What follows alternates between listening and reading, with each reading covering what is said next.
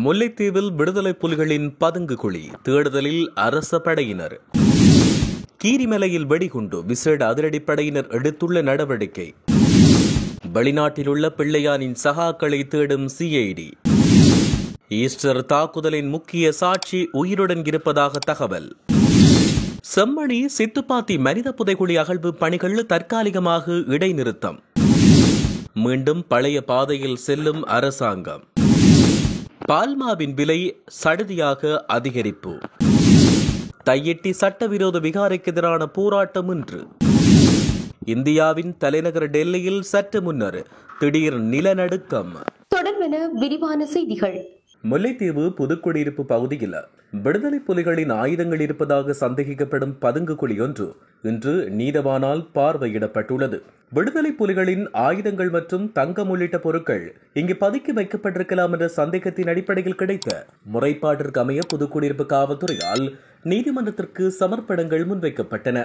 அதற்கமைய குறித்த பதுங்கு குழியை அகழ்வு செய்வதற்கு முன்பாக நீதவான் குறித்த இடத்துக்கு சென்று கள ஆய்வில் ஈடுபட்டார்.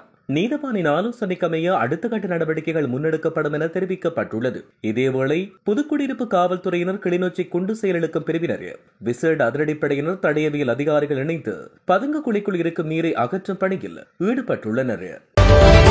யாழ்ப்பாணம் கீரிமலை பகுதியில் நேற்றைய தினம் வெடிகுண்டு ஒன்று மீட்கப்பட்டுள்ளது. கீரிமலை புது கொலனி பகுதியில் உள்ள தனியார் காணியொன்றில் குறித்த வெடிகுண்டு இருப்பது அவதானிக்கப்பட்டது.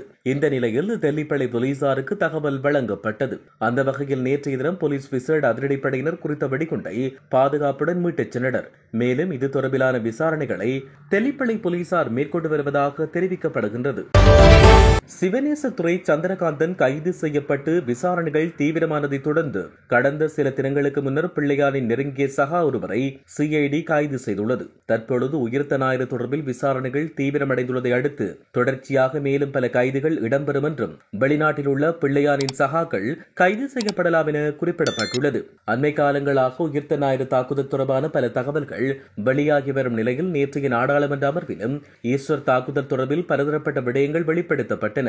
உயிர்த்த ஞாயிறு தாக்குதலை முன்னாள் ராஜாங்க அமைச்சர் பிள்ளையான் என்ற சிவநேசத்துறை சந்திரகாந்தன் முன்கூட்டியே நன்கு அறிந்திருந்ததாகவும் சிறையில் அவர் இருக்கும் போது அதை அறிந்து வைத்திருந்தார் என்பதற்கான தகவல்கள் உள்ளதாகவும் பொதுமக்கள் பாதுகாப்பு அமைச்சர் ஆனந்த விஜயபால தெரிவித்துள்ளார். உயிர்த்த ஞாயிறு பயங்கரவாத தாக்குதலுக்கு சில நாட்களுக்கு பிறகு சாய்ந்தமருது பகுதியில் உள்ள ஒரு வீட்டில் ஏற்பட்ட குண்டுவெடிப்பில் கொல்லப்பட்ட சாரா ஜஸ்மினின் மரணத்தில் சந்தேகம் நிலவுவதாக பொது பாதுகாப்பு மற்றும் நாடாளுமன்ற விவகார அமைச்சர் ஆனந்த விஜயபால தெரிவித்துள்ளார். இந்த விடயத்தை நாடாளுமன்றில் நேற்று உரையாற்றிய போதே அவர் குறிப்பிட்டார். சாரா ஜஸ்மின் என்ற புலஸ்தீனி மகேந்திரனும் உயிர்த்த ஞாயிறு பயங்கரவாத தாக்குதலுக்கு பொறுப்பானவர் என்பதை உறுதிப்படுத்த பயன்படும் 3வது DNA சோதனைக்கான மாதிரிகளை எடுப்பதற்கான நடைமுறை குறித்து கடுமையான சந்தேகங்கள் எழுந்துள்ளதாக அவர் குறிப்பிட்டுள்ளார். இதன் அடிப்படையில் அவர் இறந்தாரா இல்லையா என்பது குறித்து கடுமையான சந்தேகம் எழுந்துள்ளதாக அமைச்சர் சுட்டிக்காட்டினார். யாழ்ப்பாணம் செம்மணி சித்துப்பாத்தி மனித புதைகுழியில் முன்னெடுக்கப்பட்டு வருகின்ற 2ஆம் கட்ட அகழ்வு பணிகள் தற்காலிகமாக இன்றுடன் இடைநிறுத்தப்பட்டுள்ளன. அத்துடன் எதிர்வரும் 21ஆம் தேதி மீண்டும் அகழ்வு பணிகள் ஆரம்பிக்கப்பட உள்ளதாக உத்தேசிக்கப்பட்டுள்ளது. 24 நாட்கள் நடைபெற்ற 1ஆம் மற்றும் 2ஆம் கட்ட அகழ்வு பணிகளில் தடயவியல் அகழ்வாய்வு தளம் ஒன்றில் 63 மனித எலும்பு கூடுகளும், தடயவியல் அகழ்வாய்வு தளம் 2இல் 2 மனித எலும்பு கூடுகளும், மொத்தம் 65 மனித எலும்பு கூடுகள் முழுமையாக அகழ்ந்தெடுக்கப்பட்டன. யாழ்ப்பாணம் செம்மணி சித்துப்பாத்தி இந்துமையான மனித புதைகுழிக்கென அகழ்வு பணிகள் யாழ்ப்பாண நீதவான் நீதிமன்ற நீதிபதி ஏ ஆனந்த ராஜாவின் முன்னிலையில் தொல்லியல் துறை பேராசிரியர் ராஜ் சோமதேவா, சட்ட வைத்திய அதிகாரி செல்லையா பிரணவன் ஆகியோரின் பங்கேற்புடன் முன்னெடுக்கப்பட்டு வருகின்றமை சுட்டிக்காட்டத்தக்கது. அரசாங்கம் மக்களால் வெறுக்கப்பட்ட பழைய பாதையில் செல்வதாக சந்தேகம் ஏற்பட்டுள்ளதாக ஜூலை 9 அறகலைய போராட்டத்தின் செயற்பாட்டாளர் ரொசான் கரனவெல்ல தெரிவித்தார். ஜூலை 9 அறகலைய போராட்டத்தின் வெற்றியின் 3வது ஆண்டு நிறைவு மற்றும் போராட்டத்தில் இறந்த மாவீரர்களை நினைவுகூரும் நிகழ்வு நேற்று மாலை காலை முகத்திடலில் இடம்பெற்றது. அதைத் தொடர்ந்து உரையாற்றிய அவர், ஜூலை 9 நாட்டு மக்களால் மறக்க முடியாத விசேட தினமாகும். அன்று ஜூலை 5ஆம் தேதி போராட்டத்தின் எதிர்பார்ப்பு என்ற கொள்கை பிரகடனத்தை வெளியிட்டோம். அதில் முக்கிய 6 கொள்கைகளை வெளியிட்டோம். அதில் முதலாவதாக கோட்டாபய வெளியேற்றப்பட்டார். ஆனால் அதற்கு பின்னர் நடந்தவை தொடர்பில் திருப்தி கொள்ள முடியாது. ஆனால் மக்கள் ஒரு தீர்மானம் எடுத்தனர். இவை அனைத்தையும் மாற்ற வேண்டும் என்று புதிய அரசாங்கத்தை பதவியில் அமர்த்தினர். இந்நிலையில் அரசாங்கத்திற்கு மக்கள் நிறைய மாற்றங்களை முன்வைத்தனர். மக்கள் எதிர்பார்த்த மாற்றங்களை அரசாங்கம் செய்ய தவறி மாறான பாதையில் செல்லுமானால் சிவில் செயற்பாட்டாளர்கள் என்ற வகையில் அரசாங்கத்துக்கு நாம் வழிகாட்ட காத்திருக்கின்றோம். அத்துடன் போராட்டத்தில் நாம் எதிர்பார்த்த ஏனைய கொள்கைகளை நிறைவேற்றிக் கொள்ள அடுத்த கட்டம் தொடர்பிலும் நாம் பேச்சுவார்த்தை நடத்துவோம் என குறிப்பிடப்பட்டுள்ளது.